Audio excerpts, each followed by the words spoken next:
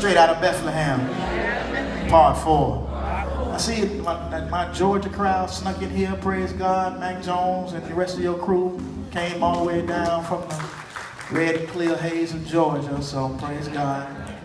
Y'all decided to come to the city and lead the country. Praise God, good to see you. I want to continue in our series, Unsung. And for those who don't know, I've been preaching out of Unsung for the last several weeks because I love the TV show Unsung, because Unsung reveals to us and lets us know all the parts of characters regardless of what we thought we knew. And so my brothers and my sisters, I want to continue to look at the life of David, because it's in the life of David that all of us will better understand how to deal with our enemies. Those who don't like us, can't stand us, want nothing good for us, hate us, are jealous and envious of us, and really wish we were dead. David, my brothers and sisters, experiences with his haters was one of the most powerful shaping influences on his life.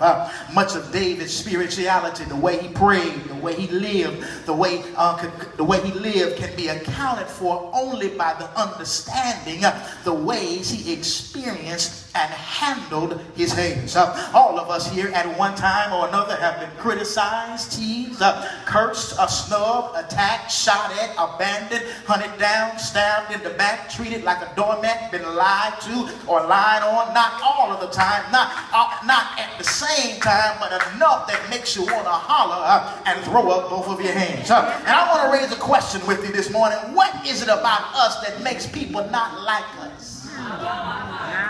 Is it the way we walk, the way we talk, the way our swag, our sophistication, our education, our class, the way we carry ourselves, the kind of car we drive, where we work, where we live, if we're in school or if we're retired, if we're married, if we're single, if we have kids or grandkids, and the list can go on and on. What is it about us that makes people not like us? Is it that our subject and verbs always are in agreement?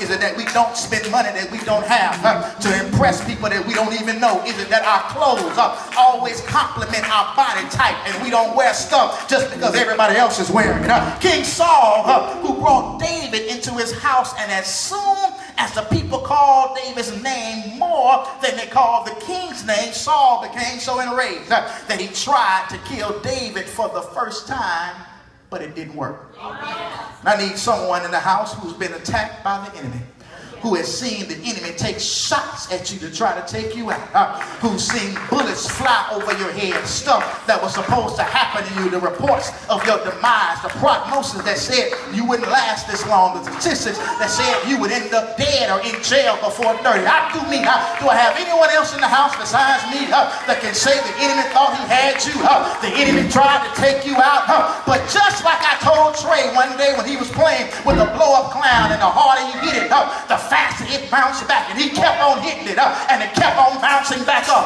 And Trey asked me, Daddy, how was the fact that I keep hitting it hard and it keeps bouncing back?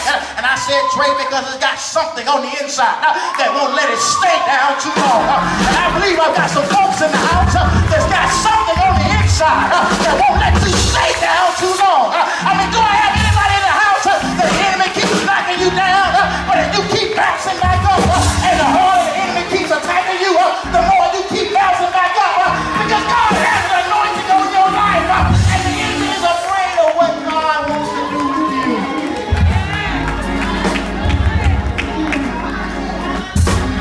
I love the Lord.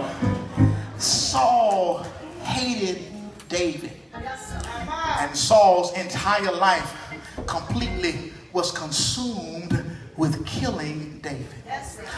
Saul couldn't understand why his daughter wanted to marry David and why his son loved David like a brother.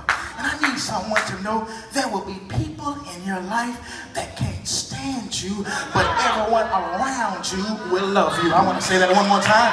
Somebody needs to write that down and post that on social media. There'll be some people in your life that can't stand hate you, but everyone around them will love you. Saul irrational murderous plots his assassination plan for David. All the while David was doing everything that Saul asked him to do.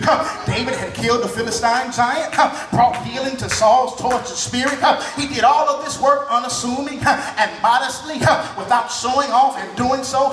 All of the skill that Saul tries to kill him, and Saul still tries to kill him. Yes, it's always disorienting to be attacked by the enemy when you're doing something good. It's always trouble to be messed with when you're only doing what they told you to do. It's always puzzling to be in a fight and you don't even know what the fight is all about. David helps us because he constantly shows us during the 20 years he is dealing with the attacks of Saul what to do.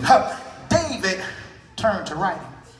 One of my mentors in the foreword for book, her girlfriend said that you should write until it hurts and then write until it heals. Could it be the one that brought him into his house and treated him like a son and now has turned against him? And so instead of David attacking him, instead of David trying to kill him, David wrote psalms to God. Psalms of lament where David would question God, inquire to God why all of this was happening. David talked to God when he didn't understand what was going on in his life. So I want to ask you a question this morning. What are you turning to this morning as you deal with the attack of the enemy? Are you trying to cute your way out of thinking that if I buy these magical shoes, if I get this killer dress, that it's going to make the enemy leave me alone? Are you thinking that if I go to this party, look good and get drunk, that the enemy is going to leave me alone? Are you thinking that if I go out to dinner at this nice restaurant, have a great time, that the enemy is going to leave me alone? Are you thinking that if you hook up with this particular person, that the enemy is going to leave you alone? Are you thinking that if you go get a tattoo or a piercing, that we can't see that the enemy is going to leave you alone? Anytime you look for solace in anything that isn't God, it's going to always leave you empty.